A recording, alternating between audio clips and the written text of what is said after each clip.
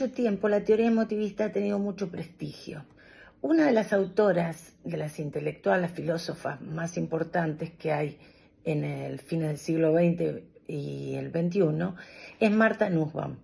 Es una autora que trabaja en la Universidad de Chicago y uno de los últimos libros de ella es La ira y el perdón. Interesante, porque entonces ella describe de alguna manera cómo van evolucionando las instituciones de forma tal que cuando hay un problema grave de delito y de sangre, ¿no? Especialmente, entonces las instituciones resuelven de alguna manera para que no haya una venganza cruda. Voy a leerles un poco lo que dice Martha Nussbaum sobre el camino de la venganza.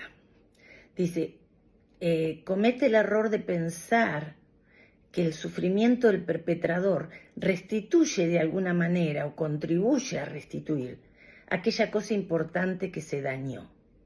Este camino resulta problemático en un sentido normativo porque las creencias en las que se sustenta son falsas e incoherentes, sin importar que sean ubicuas. Provienen de ideas profundamente arraigadas, aunque engañosas, en torno al equilibrio cósmico y del intento de recuperar el control en situaciones de impotencia.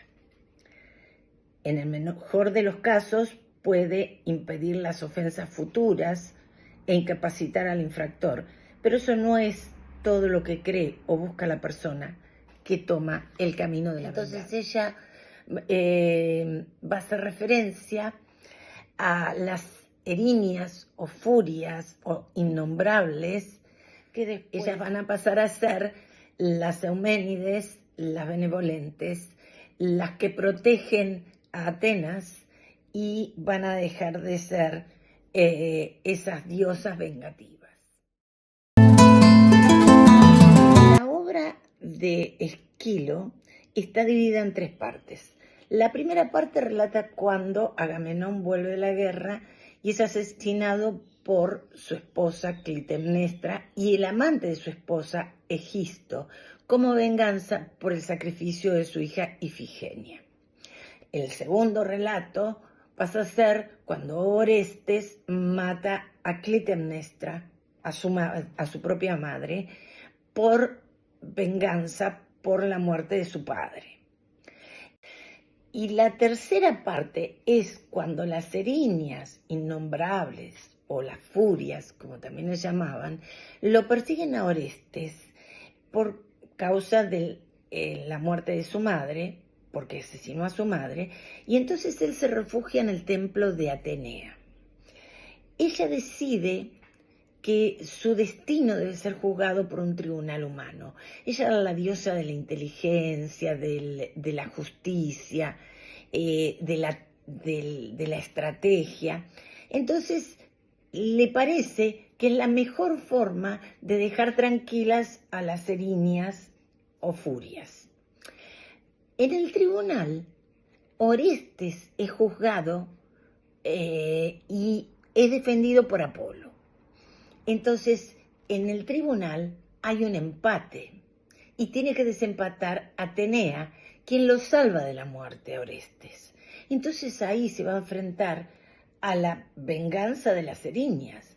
Pero como ella es muy estratégica, entonces va a conseguir que las erinias acepten ser las protectoras de Atenas y se conviertan en las Euménides. Las Euménides van a ser las benévolas, van a dejar de ser las diosas de la venganza.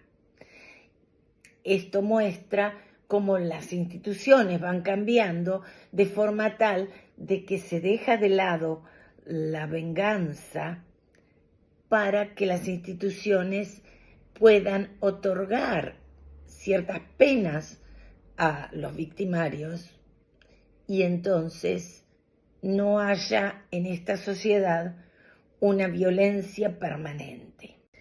A través de el recorrido que nos muestra Martha Nussbaum entre Martin Luther King, Mahatma Gandhi, Nelson Mandela, se advierte que la reacción que tienen ante las injusticias, esta postura pacífica, no vengativa y violenta, la no violencia, nos lleva a una lucha por las instituciones.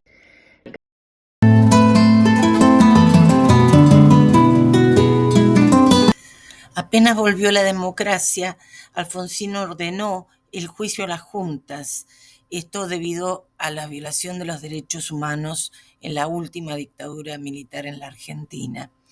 También la formación de la Comisión Nacional de Personas Desaparecidas, que fue la CONADEP, donde se realizó un informe con los testigos y con los sobrevivientes de la última dictadura militar. Cuando Mandela fue presidente de Sudáfrica, se formó la Comisión de la Verdad y la Reconciliación, presidida por Desmond Tutu, que siempre promovió la no violencia, y con eso trataron de impedir que hubiera venganzas y terminar con el apartheid.